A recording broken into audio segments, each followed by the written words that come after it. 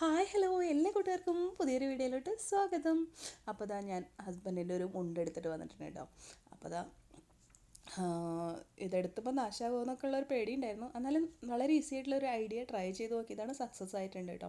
അപ്പോൾ ഇത് നമ്മൾ എടുക്കുമ്പോൾ നന്നായിട്ട് ക്ലീൻ ചെയ്ത് നന്നായി സ്റ്റാർച്ചൊക്കെ ചെയ്തതിന് ശേഷം നമ്മൾ ഈ ഒരു വർക്ക് ചെയ്യണമെങ്കിൽ നല്ല ഭംഗിയായിരിക്കും കേട്ടോ. ഞാനിപ്പോൾ ഇതെല്ലാം കഴിഞ്ഞിട്ടാണ് ചെയ്യുന്നത്, പെട്ടെന്ന് വീഡിയോ എടുക്കാൻ വേണ്ടി ചെയ്തതാണ് കേട്ടോ. അപ്പോൾ മുണ്ടൊക്കെ എടുത്തിട്ടുണ്ട്. അതിന് ശേഷം നമ്മളൊരു പാറ്റേൺ വരച്ച് കൊടുക്കുകയാണ്.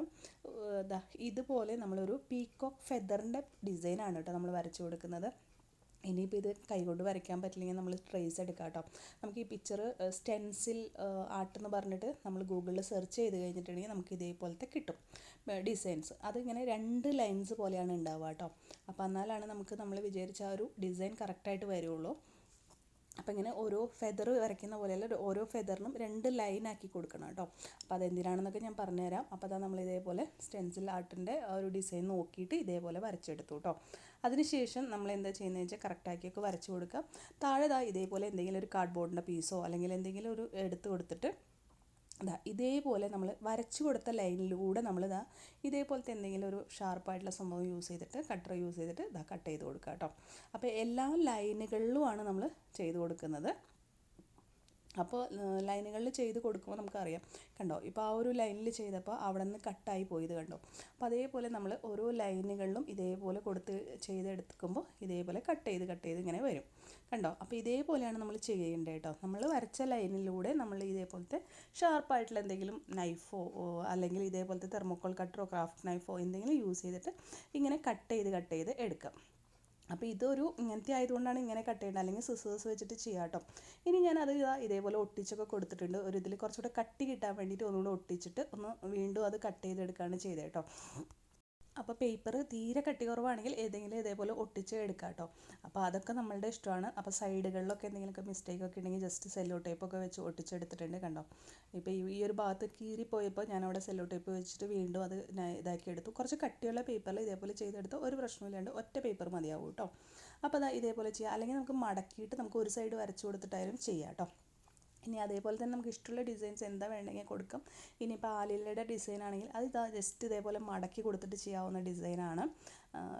പീക്കോക്ക് ഫെദർ ആയതുകൊണ്ടാണ് മറ്റേ പോലെ നമുക്ക് ഇങ്ങനെ നൈഫ് വെച്ച് ചെയ്യേണ്ടി വന്നത് കേട്ടോ. ഇതൊക്കെയാണെങ്കിൽ ജസ്റ്റ് 2 ലൈനായിട്ട് നമ്മൾ കൊടുത്തു കണ്ടോ. ഓടക്കോളിലും ആലിലയും അത് 2 ലൈനായിട്ട് വരച്ചു കൊടുത്തിട്ട് അതിൽ നമ്മൾ വരച്ചു കൊടുത്ത ലൈനിലൂടെ ഇതേപോലെ സിസേഴ്സ് വെച്ചിട്ട് കട്ട് ചെയ്ത് എടുക്കാം കണ്ടോ. അപ്പോൾ അത് നമുക്ക് കറക്റ്റായിട്ട് നമുക്ക് ഒരു ഫിനിഷിങ് ലുക്കിലോട്ട് നമുക്ക് കിട്ടും കണ്ടോ. ഇപ്പോൾ ആ ലൈനിലൂടെ വരയ്ക്കുമ്പോൾ അപ്പോൾ ഈ ഭാഗത്ത് ഇങ്ങനെ മണികളൊക്കെ ഉണ്ടാവില്ല, അതൊക്കെ വരച്ചു കൊടുക്കുക. എല്ലാം ഡബിൾ ലൈനായിട്ട് വരച്ചു കൊടുക്കുക കേട്ടോ. എപ്പോഴാണ് നമുക്ക് കറക്റ്റായിട്ട് കിട്ടുള്ളൂ. ഇനി ഈ ഒരു സൈഡിലുണ്ട്. അപ്പോൾ അതും നമ്മൾ വരച്ചു കൊടുക്കണം. അപ്പോൾ അതേപോലെ വരച്ചിട്ട് കട്ട് ചെയ്ത് കൊടുക്കണം കേട്ടോ. ലീഫൊക്കെ ആണെങ്കിൽ ജസ്റ്റ് ഇതേപോലെ ചെയ്തെടുത്താൽ മതി കണ്ടോ. ഇതിപ്പോൾ ഇങ്ങനെയൊന്ന് കട്ട് ചെയ്ത് നമുക്ക് എടുക്കാം. ഓക്കെ. അപ്പോൾ അത് ഞാൻ ജസ്റ്റ് കാണിക്കാൻ വേണ്ടിയിട്ടായതുകൊണ്ട് അത്ര പെർഫെക്റ്റ് ആയിട്ടൊന്നും കട്ട് ചെയ്യുന്നില്ല, വരയ്ക്കുന്നില്ല കേട്ടോ. ജസ്റ്റ് കാണിച്ചു തന്നാണ്. അപ്പോൾ നമുക്ക് ഇഷ്ടമുള്ള ഡിസൈൻസൊക്കെ ഇതേപോലെ വരച്ചിട്ടായാലും നമുക്ക് കട്ട് ചെയ്യാം കേട്ടോ. 2 സൈഡ് ഒരേപോലെ ഇരിക്കുന്ന ഡിസൈൻസൊക്കെ ആകുമ്പോൾ പീക്കോക്കിൻ്റെ ഫെദർ ആകുമ്പോൾ മാത്രമാണ് കുറച്ചൊരു ബുദ്ധിമുട്ടുള്ളൂ. കുറേ കട്ടിങ്സ് ഉണ്ടല്ലോ. അപ്പോൾ അതുകൊണ്ടാണ് നമ്മൾ ഇതേപോലത്തെ നൈഫ് യൂസ് ചെയ്ത് കട്ട് ചെയ്ത് കേട്ടോ. അപ്പോൾ നമുക്ക് ഇഷ്ടമുള്ള പാറ്റേൺ കട്ട് ചെയ്ത് എടുക്കുക. അതിന് ശേഷം നമ്മൾ ചെയ്യാൻ പോകുന്ന മുണ്ടോ സാരിയോ എന്താണെങ്കിലും എടുക്കുക കേട്ടോ. അപ്പോൾ അത് നന്നായി സ്റ്റാർ ചെയ്ത് അയൺ ചെയ്ത് എടുക്കുക. എന്നിട്ട് ഇതേപോലെ വിരിച്ചിടുക. എന്നിട്ട് നമ്മുടെ ഈ ഒരു വർക്ക് എടുക്കുക. അതായത് നമ്മൾ നേരത്തെ ചെയ്ത് വെച്ചിട്ടുണ്ടല്ലോ, ഇത് ഓൾറെഡി ഞാൻ ട്രൈ ചെയ്തപ്പോൾ ഗ്രീൻ കളർ ആയതാണ് കേട്ടോ. സക്സസ് ആയോ എന്ന് അറിയണ്ടേ. എന്നിട്ട് എവിടെയാണ് വെക്കേണ്ടതെന്നൊക്കെ ഒന്ന് നന്നായിട്ടൊന്ന് നോക്കിയിട്ട് ഒന്ന് ജസ്റ്റ് മാർക്കൊക്കെ ചെയ്ത് കൊടുക്കുക കേട്ടോ. എവിടേക്കാണ് വരിക എന്നുള്ളത് നമുക്ക് ഐഡിയ വേണമല്ലോ. അപ്പോൾ ഒരു പെൻസിൽ എന്തെങ്കിലും യൂസ് ചെയ്തിട്ട് ജസ്റ്റ് ഒന്ന് മാർക്ക് ചെയ്ത് കൊടുക്കുക. അതിന് ശേഷം ഒരു സ്പോഞ്ച് എടുക്കുക. സ്പോഞ്ച് എടുത്തിട്ട് പെയിൻറ്റ് എടുത്തിട്ട് ഇതേപോലെ ഒന്ന് പെയിൻറ്റ് അതിലൊന്ന് ഡാബ് ചെയ്ത് കൊടുത്തിട്ട് പതുക്കെ ഇട്ട് കൊടുക്കുക കേട്ടോ. ഇത് വീഡിയോ സ്പീഡിലിട്ടതുകൊണ്ടാണ് ഇത്ര സ്പീഡായിട്ട് കേട്ടോ. പക്ഷെ നമുക്ക് ഒരുപാട് സമയമൊന്നും പിടിക്കില്ല, ജസ്റ്റ് കുറച്ച് സമയമേ പിടിക്കുകയുള്ളൂ. കൈ ഇതേപോലെ വെച്ചിട്ട് വേണം ചെയ്ത് കൊടുക്കാനായിട്ട്. ഒരിക്കലും നമ്മൾ ഇങ്ങനെ വലിച്ച് ചെയ്യരുത്. നമ്മുടെ ആ ഒരു ഇത് നീങ്ങിപ്പോവരുത്. ഇനിയിപ്പോൾ നിങ്ങൾക്ക് നീങ്ങിപ്പോകും തോന്നുകയാണെങ്കിൽ ജസ്റ്റ് ഒരു സെല്ലോ ടേപ്പോ അതല്ലെങ്കിൽ പിന്നെ എന്തെങ്കിലും താഴെ കുത്തി കൊടുത്തിട്ട് അങ്ങനെയും ചെയ്തെടുക്കാം കേട്ടോ. അപ്പോൾ നീങ്ങിപ്പോകുന്നുള്ള പ്രശ്നമൊന്നുമില്ല. അപ്പോൾ കുറച്ചൊന്ന് പ്രാക്ടീസ് ആയി കഴിഞ്ഞാൽ ഇതുപോലെ ഇരിക്കും കേട്ടോ. അപ്പോൾ ഒരുപാടൊന്നും വേണ്ട, ജസ്റ്റ് സ്പോഞ്ചിൽ ഒന്നിങ്ങനെ വലിച്ചു കൊടുത്താൽ മതി. സെൻറ്ററിൽ ഞാൻ ആദ്യം ഒന്ന് സിൽവർ കൊടുത്തു. പിന്നെ ഈ സൈഡൊക്കെ ഒന്ന് ഏതെങ്കിലും ഇവിടെ ആവാത്തുണ്ടെങ്കിൽ ജസ്റ്റ് നമ്മുടെ പെയിൻറ്റ് ബ്രഷ് എടുത്തിട്ട് ജസ്റ്റ് ഒന്ന് കൊടുത്തെടുക്കാം കേട്ടോ, ലൈൻസൊക്കെ ഒന്ന് കൊടുത്തെടുക്കാം കേട്ടോ. ഈ സെൻറ്ററിൽ ഞാൻ സിൽവറും ആ ഒരു ഇതും കൊടുത്തു, പക്ഷേ അത്ര ഭംഗി എനിക്ക് തോന്നിയില്ല അത് വന്നപ്പോൾ. ബ്രോൺസും സിൽവറും കൂടെ കൊടുത്താൽ പിന്നെ അത് ഫുള്ളായിട്ട് ഗ്രീൻ തന്നെ ആക്കി കൊടുത്തു കേട്ടോ. ഫുൾ ഗ്രീൻ ആയിട്ട് ഇരിക്കുമ്പോഴാണ് അത് അത്ര ഭംഗിയായിട്ട് വരുന്നത്. അപ്പോൾ അത് ഇനി ഉണങ്ങിയിട്ട് ഒന്നുകൂടെ ഒന്ന് ഗ്രീനൊക്കെ ആക്കി കൊടുക്കണം കേട്ടോ. പിന്നെ ശ്രദ്ധിക്കേണ്ടത് നമ്മളിങ്ങനെ നിവർത്തിയിട്ടിട്ട് ചെയ്യാം. ഇനിയിപ്പോൾ സ്ഥലമില്ലാത്തോടത്ത് ചെയ്യുന്നതെന്ന് വെച്ചാൽ ഫുള്ളായിട്ട് നമ്മുടെ ഈ ഒരു വർക്കിൻ്റെ പെയിൻറ്റ് താഴെ ഉണ്ടാവും, അത് നന്നായിട്ട് റബ്ബ് ചെയ്തിട്ട് വേണം അടുത്ത പ്രിൻറ്റ് ചെയ്യാനായിട്ട്. അപ്പോൾ ഇതിൻ്റെ എത്രത്തോളം ഗ്യാപ്പ് വേണം എന്നുള്ള ഒരു സ്കെയിൽ വെച്ച് നമ്മൾ മാർക്ക് ചെയ്യുക. എന്നിട്ട് വീണ്ടും നമ്മുടെ സ്റ്റെൻസിൽ വെക്കുകയാണ്. സ്റ്റെൻസിൽ വെച്ചതിന് ശേഷം നേരത്തെ ചെയ്ത അതേ പ്രോസസ്സ് നമ്മൾ റിപ്പീറ്റ് ചെയ്യുക കേട്ടോ. നമുക്ക് ഇത് താഴെ എന്തെങ്കിലും ഇട്ടിട്ട് വേണം കേട്ടോ ചെയ്യാനായിട്ട്. അതായത് ഇപ്പോൾ ഇത് ഉടുമ്മലായതുകൊണ്ട് ക്ലീൻ ചെയ്താൽ പോകുന്നത് കൊണ്ട് ഞാൻ താഴെ ഒന്നും ഇട്ടിട്ടില്ല. അതല്ലെങ്കിൽ നമ്മളിപ്പോൾ ടൈലിലോ എന്തെങ്കിലും ഇടുകയാണെങ്കിലും കുഴപ്പമൊന്നുമില്ല, അത് അപ്പം തന്നെ റബ്ബ് ചെയ്ത് കഴിഞ്ഞാൽ പെയിൻറ്റ് താഴെ പൊക്കോളൂ കേട്ടോ. അപ്പോൾ നമ്മൾ താഴത്തെ ഫ്ലോറിലോ അങ്ങനെയൊക്കെ ഇട്ടിട്ട് ചെയ്യാൻ വേണ്ടി ശ്രമിക്കുക കേട്ടോ. നീളത്തിലിട്ടിട്ട് ചെയ്താൽ മതി. അപ്പോൾ നീക്കി കൊണ്ടുപോകേണ്ട ഒരു പ്രശ്നമൊന്നുമില്ല കേട്ടോ. അപ്പോൾ നീളത്തിലിട്ടിട്ട് സ്റ്റെൻസിൽ മാത്രം ഇങ്ങനെ പൊക്കിയെടുത്ത് വെച്ച് അങ്ങ് പോകാം കേട്ടോ. അപ്പോൾ പെട്ടെന്ന് പണി കഴിയും. അപ്പോൾ അങ്ങനെ ആകുമ്പോൾ പിന്നെ നമ്മുടെ കൈയൊന്നും ശ്രദ്ധിക്കാതെ പതുക്കെ സ്റ്റെൻസിൽ പൊക്കിയെടുക്കണം. അതാണ് വേറൊരു ഇത് കേട്ടോ. പെട്ടെന്ന് പൊക്കരുത്, ഒരു സൈഡിൽ നിന്ന് ഇപ്പോൾ താഴത്തുനിന്ന് മുകളിലോട്ട് പൊക്കി കൊടുക്കുക കേട്ടോ. അപ്പോൾ അത് നല്ല പെർഫെക്റ്റ് ആയിട്ട് വരും. ലൈൻസൊക്കെ ഒന്ന് കറക്റ്റാക്കി കൊടുക്കുക. അപ്പോൾ ഇതേപോലെ എല്ലാം നമ്മൾ ചെയ്തെടുത്തിട്ടുണ്ട്. ഫുള്ളായിട്ട് കാണിച്ചു തരാം കേട്ടോ. മുണ്ട് നമ്മളിതാ ഇതേപോലെ ഫുള്ള് ഒരു ലൈനിലാണ് നമ്മൾ ചെയ്തത് കേട്ടോ. അപ്പോൾ സാരിയിലൊക്കെ ആണെങ്കിൽ നമ്മളുടെ ബോർഡറിലും അവിടെയൊക്കെ കൊടുക്കാം കേട്ടോ നമുക്ക്.